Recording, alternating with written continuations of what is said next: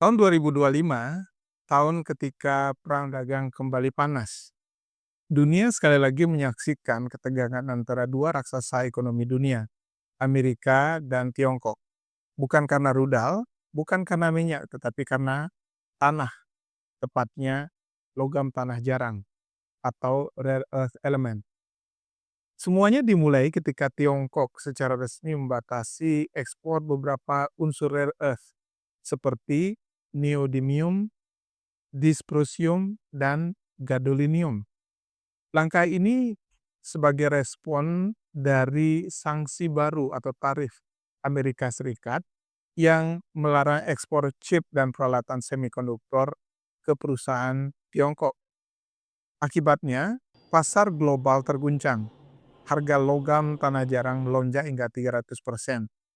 Pabrik mobil listrik di Eropa terhenti berproduksi dan bahkan rumah sakit di Asia mulai khawatir karena beberapa peralatan medis yang mengandalkan bahan dari logam tanah langka ini susah didapat. Inilah wajah baru perang dagang abad ke-21. Bukan lagi perebutan minyak, tapi perebutan atom-atom kecil yang menggerakkan seluruh roda ekonomi di dunia modern. Mari kita simak.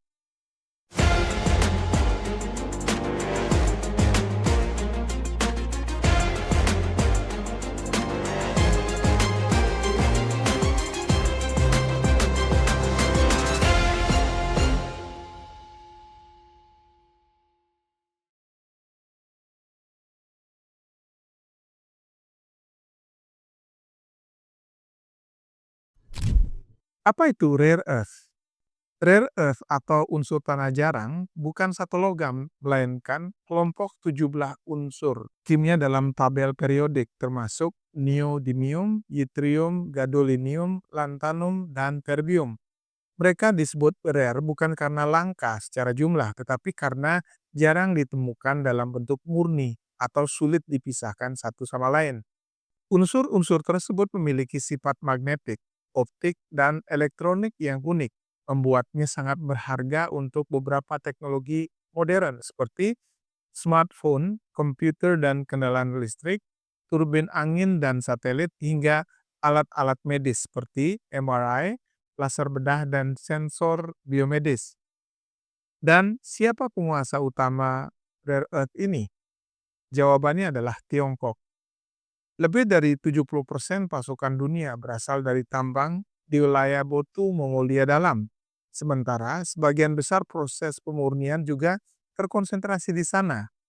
Artinya, dunia bergantung pada satu negara untuk bahan baku hampir semua teknologi modern. Apa sebenarnya fungsi dari rare earth ini? Mari kita balik ke belakang agar kita mudah memahami betapa vitalnya rare earth ini.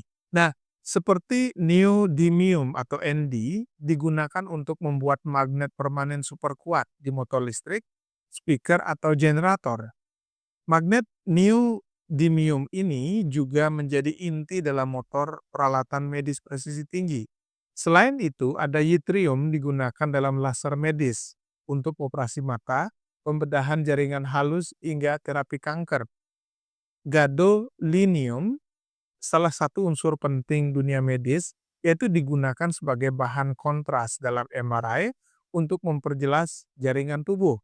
Selain itu, ada europium dan terbium yang memberi warna merah dan hijau pada layar monitor, display alat medis, dan sistem pencitraan digital. Dengan kata lain, rare earth adalah darah dari teknologi modern. Tanpa mereka, mesin berhenti, komputer bisu, dan bahkan banyak alat medis tidak bisa berfungsi.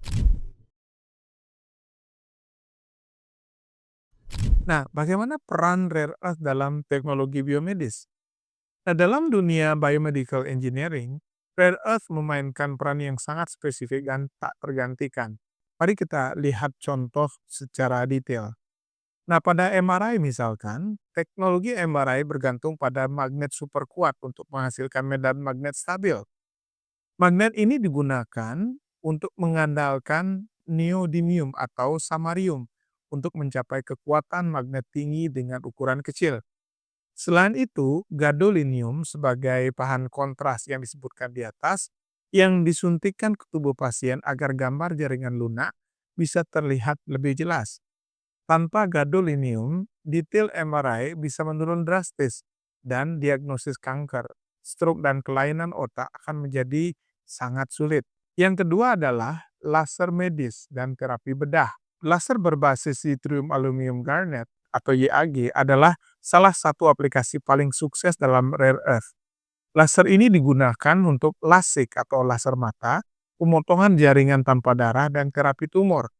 Kombinasi yttrium dengan unsur lain seperti neodymium menghasilkan sinar laser stabil dengan intensitas tinggi dan daya tahan lama.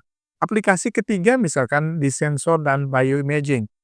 Beberapa senyawa rare earth digunakan sebagai fosfor atau nanomaterial dalam teknologi bioimaging. Contohnya adalah europium dan terbium oxide. Nanopartikel mampu memancarkan cahaya fluorescent untuk mendeteksi sel kanker atau memantau obat di dalam tubuh. Aplikasi keempat misalkan implan dan material biokompatibel. Oksida rare earth juga diteliti sebagai pelapis biokompatibel untuk implan logam agar tahan korosi dan lebih tahan lama dalam tubuh manusia. Rare earth bukan hanya elemen industri, mereka adalah bahan dasar dari banyak teknologi yang membantu manusia hidup lebih lama dan sehat. Dampak dari krisis pasokan rare earth dunia. Ketika Tiongkok mulai membatasi ekspor rare earth pada tahun 2025, dampaknya segera terasa. Harga gadolinium naik secara tajam, menyebabkan biaya bahan kontras MRI meningkat bahkan hingga 200%. Proses produksi magnet neodymium menurun, membuat harga suku cadang MRI dan perangkat robotik medis melonjak. Beberapa perusahaan alat di Eropa dan Jepang menunda produksi perangkat pencitraan mereka karena kekurangan bahan baku.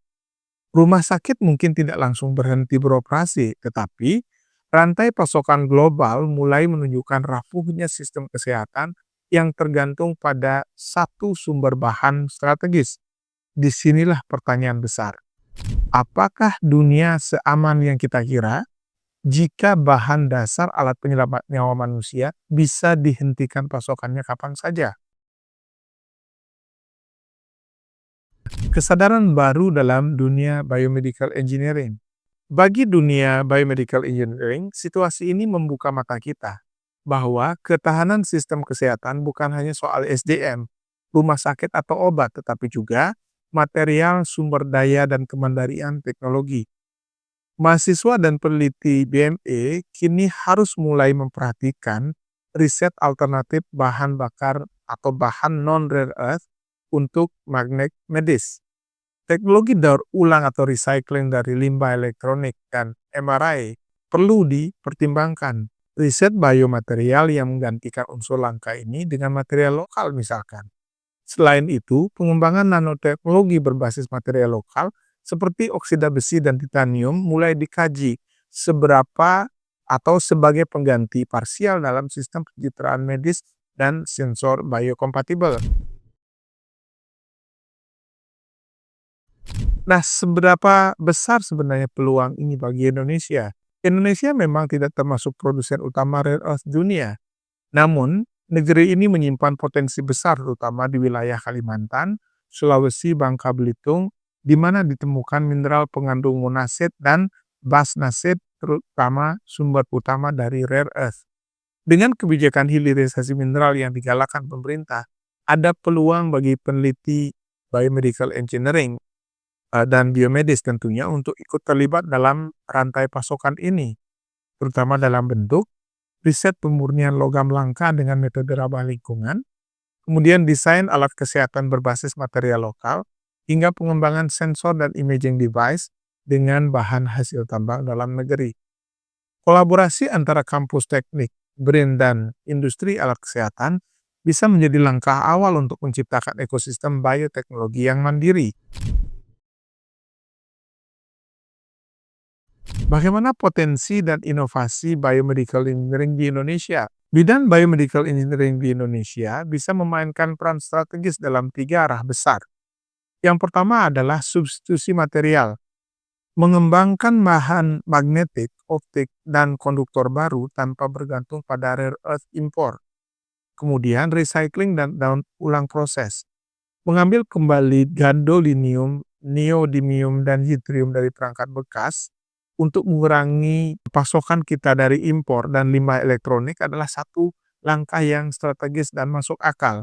Kemudian riset kolaboratif material medis dengan menggabungkan ilmu material, biomedis, dan kimia untuk menciptakan material inovatif bagi MRI, laser, dan implan medis lokal.